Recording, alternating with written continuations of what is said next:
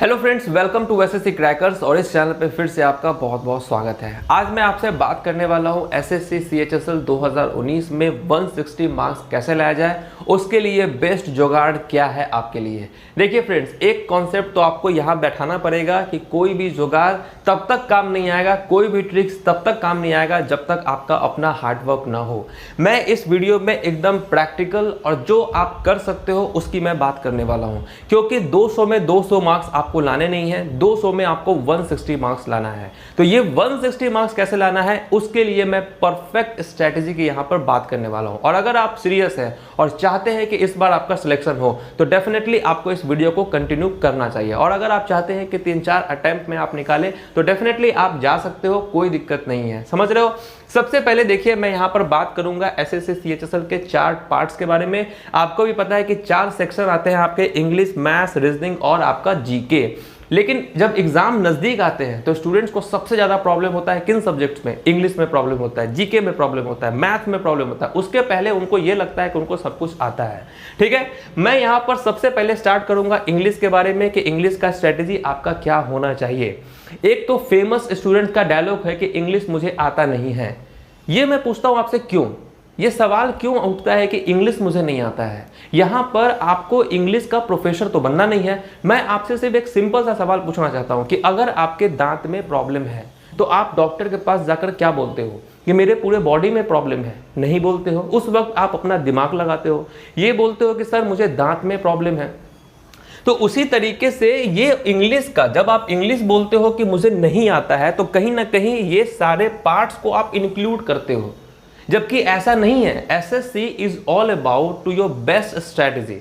If you want to crack this examination then you have a proper and best strategy to crack this exam.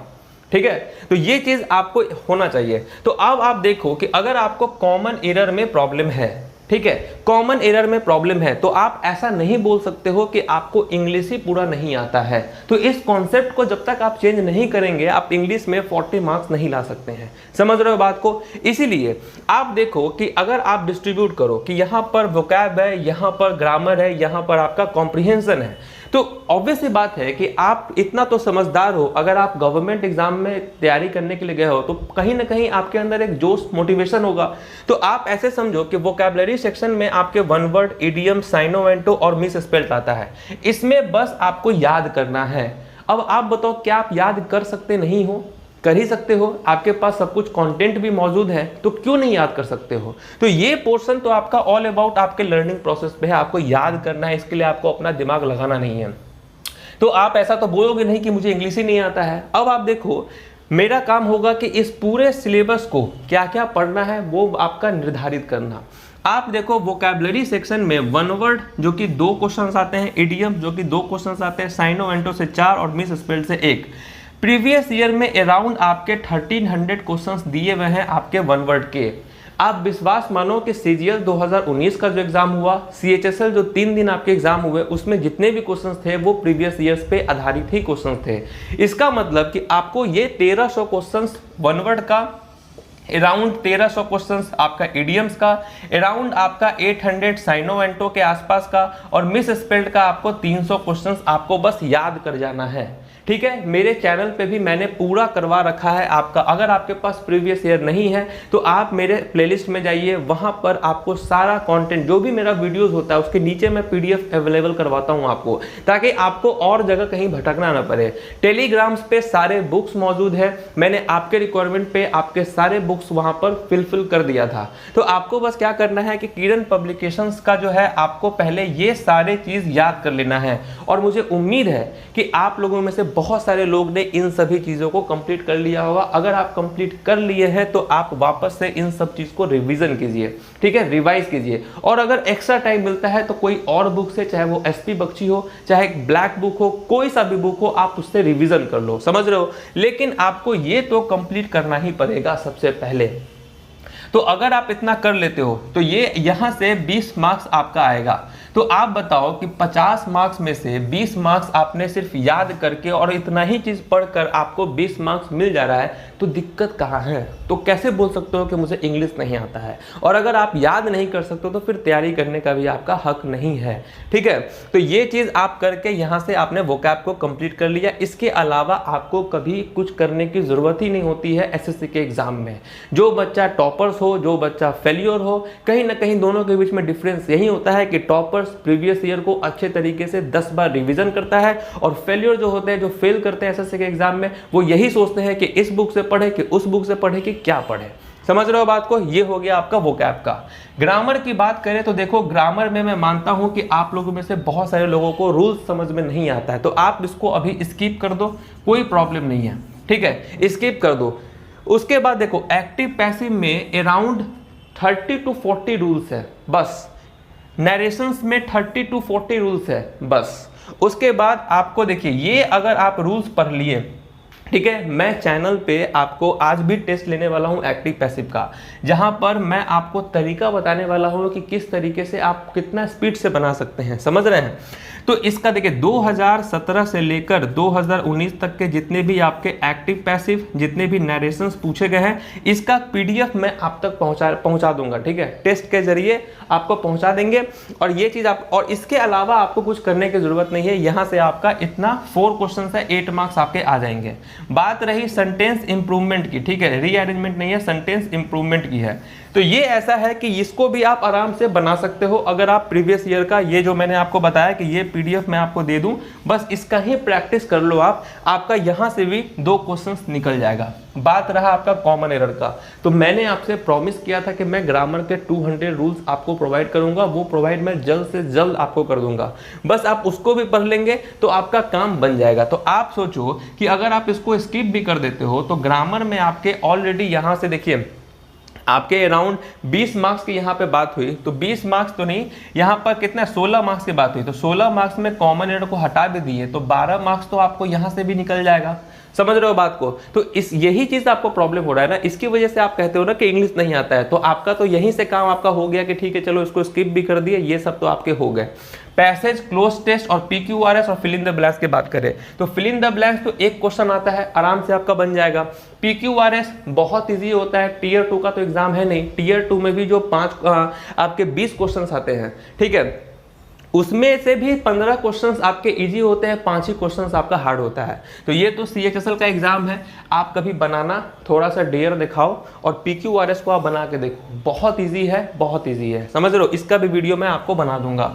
Cloze test passage, ये आपका understandings पे है, ये भी आप कर लोगे अगर आप कम से कम 50 क्लोज टेस्ट का प्रैक्टिस कर लो। बहुत सारे लोग पूछते हैं कि क्लोज टेस्ट नहीं आता है, इसलिए नहीं आता है क्योंकि आप कम से कम 50 से लेकर 100 क्लोज टेस्ट बनाए ही नहीं हो।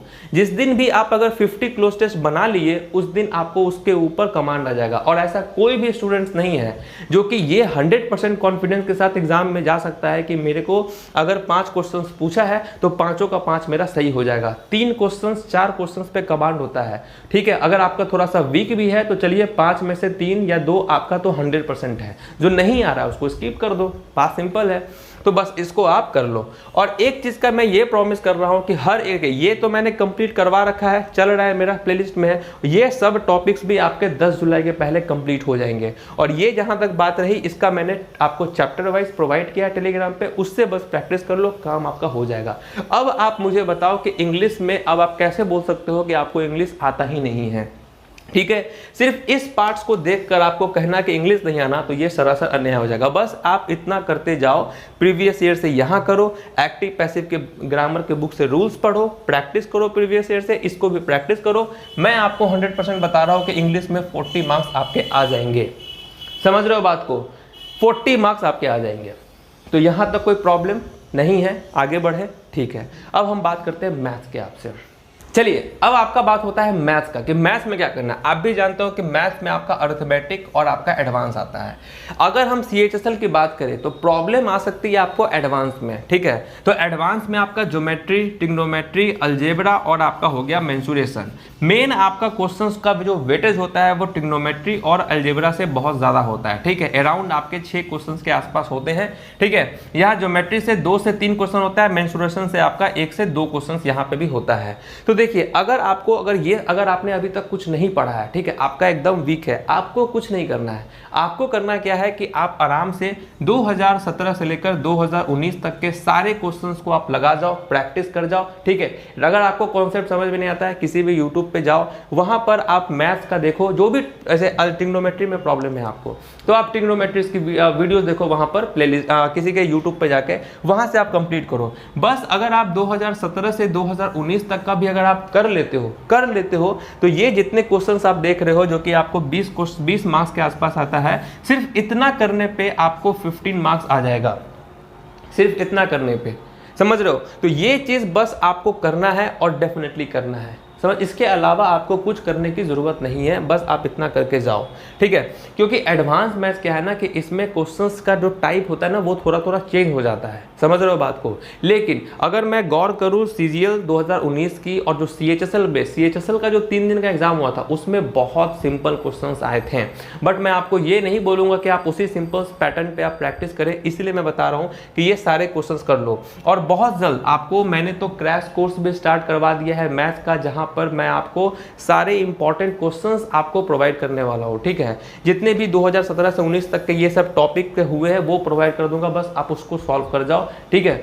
काम आपका वहीं से हो जाएगा, ठीक है। अर्थमेटिक की बात करें, देखिए अर्थमेटिक के लिए मैं आपको यही बोलूंगा कि जिस पैटर्न पे आपका CHSL 2019 में क्वेश्चंस आया है उसके हर एक टॉपिक का जैसे परसेंटेज का 30 क्वेश्चंस जो आपको मैंने अभी वीडियो डाला है चैनल पे, बस आप उसको भी कर लोगे, आपका काम वहीं से हो जाएगा, समझ रहे हो बात को। इसीलिए अर्थमेटिक में आपके जितने भी चैप्टर्स हैं उन सब के 30 से 50 क्वेश्चंस मैं आपको प्रोवाइड करने वाला हूं, उसको आप कर जाओ। और अगर आप मतलब खुद से भी करना चाहते हो तो फिर वही मैं बोलूंगा आपको कि अर्थमेटिक के लिए ज़्यादा कुछ नहीं, वापस से फिर 2017 से 2019 का आप सारा क्वेश्चंस कर लो, बस रिवीजन आपको यहीं से करना है।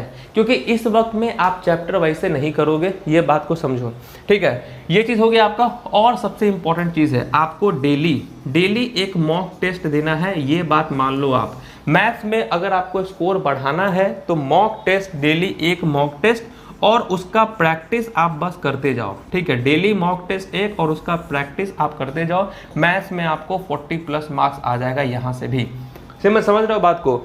बस एक मॉक टेस्ट और प्रैक्टिस, और आपने अर्थमेटिक और एडवांस मैथ्स पूरा कंप्लीट कर लिया है तो आप बस मैथ्स का 2 मॉक टेस्ट दो, ठीक है। प्री का CGL CHSL जो भी है एग्जाम, उसका बस मॉक टेस्ट आप दो मॉक टेस्ट और उसका प्रैक्टिस करो, बस वहीं से आपका रिवीजन होना है, वहीं से आपको अच्छा स्कोर लाना है, समझ रहे हो बात को। क्योंकि मॉक टेस्ट में बहुत पावर है, आपको एक सर्टेन टाइम पे सारे सब्जेक्ट का रिवीजन आपका हो जाता है, ठीक है। मैथ्स के लिए इससे ज़्यादा करने की ज़रूरत नहीं है। और एक चीज़ मैं ये भी बोलना चाहूँगा कि अपने दिमाग को ज़्यादा डाइवर्ट मत करो, एक जगह पे कॉन्स्टेंट रखो, ठीक है, स्थिर रखो, ताकि आपको बस उसी के रेंज में काम करना है। बस अपने आप को जज करना है कि क्या मैं वो काम कर रहा हूँ या वो काम नहीं कर रहा हूँ, ये बात को भी आप समझ लो। तो यही सब एक स्ट्रैटेजी है, क्योंकि इसके अलावा कोई कुछ करता ही नहीं है, कोई ऐसा कुछ है नहीं, समझ रहे हो।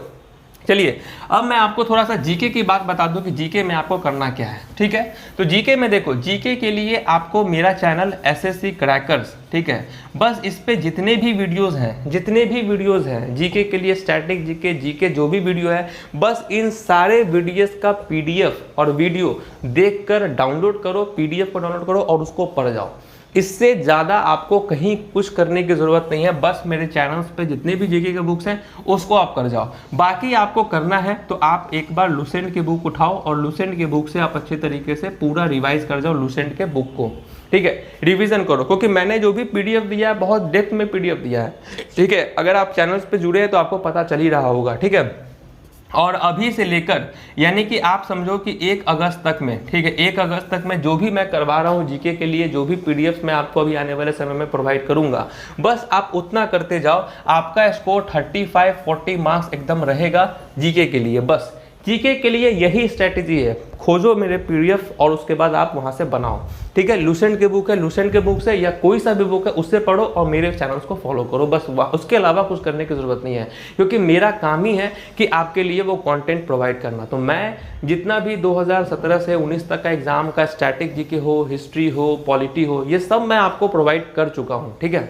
बस ये सब आप कर लो, ठीक है। अब रीजनिंग की बात रही तो रीजनिंग में आपको सब पता है। रीजनिंग के लिए मैं आपको यही बोलूंगा, जो भी इंपॉर्टेंट टॉपिक्स थे, चाहे डाइस हो, आपका काउंटिंग फिगर हो, ठीक है, उसके बाद आपका मिसिंग नंबर क्वेश्चंस हो, ये 3 इंपॉर्टेंट टॉपिक्स थे। इसका मैंने आपको चैप्टर वाइज पढ़ाया है और उसको बताया है और उसका पीडीएफ दिया, उसको पढ़ जाओ और डेली 2 मॉक टेस्ट या 1 मॉक टेस्ट रीजनिंग का बनाओ, बस दैट्स इट। उसके अलावा कुछ करने की जरूरत नहीं है। अब आपको करना क्या है कि जितना भी कुछ मैंने बताया अपने चैनल्स पे इस वक्त, ठीक है, बस आपको इसको कहीं नोट डाउन कर लो, ठीक है। नोट डाउन करने के बाद उसी के रेंज में आप बस अपना पढ़ाई को घुमाते रहो, ठीक है। जितना भी मैंने बात बताई इस वक्त में है, उन सभी को आप अच्छे से माइंड में सेट करो और उसको अच्छे तरीके से उसी के दायरे में, जैसे कि ये आपका वो दायरा हो गया CHSL का, और इसी के दायरे में आप बस अपने आप को पढ़ाई करते रहो। समझ रहे हो बात को? मेहनत तो आपको करना ही होगा और बहुत मेहनत करना होगा आपको, समझ रहे हो। कम से कम 8 घंटा आपको पढ़ना होगा